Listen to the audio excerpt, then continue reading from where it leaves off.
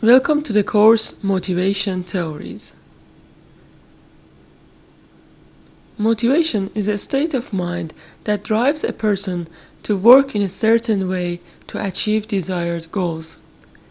Motivation is a force which pushes a person to work with high level of commitment and focus even if things are against him. Motivation theories provide great understanding on how people behave and what motivates them. Intrinsically motivated behaviors are performed because of the sense of personal satisfaction that they bring. Intrinsic motivation represents engagement in an activity for its own sake. For example, if you are in college because you enjoy learning new things and expanding your knowledge, you are intrinsically motivated to be there. Extrinsically motivated behaviors are performed in order to receive something from others or avoid certain negative outcomes. The extrinsic motivator is outside of the individual.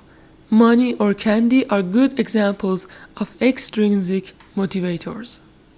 When you are extrinsically motivated, you do something in order to gain an external reward. Extrinsic and intrinsic motivators are both effective. Extrinsic rewards can undermine intrinsic motivation when used in certain situations or used too often. The rewards may lose their value when you reward behavior that was already intrinsically motivating.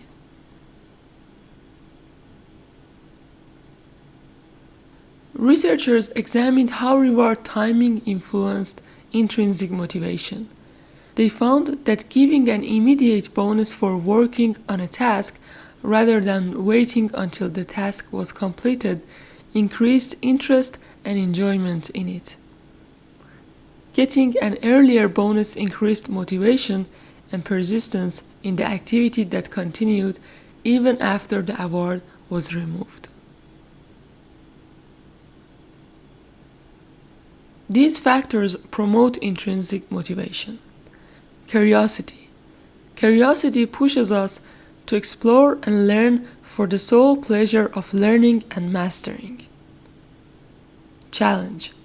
Being challenged helps us work at a continuously optimal level work toward meaningful goals. Control. This comes from our basic desire to control what happens and make decisions that affect the outcome. Recognition. We have an innate need to be appreciated, and we feel satisfied when our efforts are recognized and appreciated by others.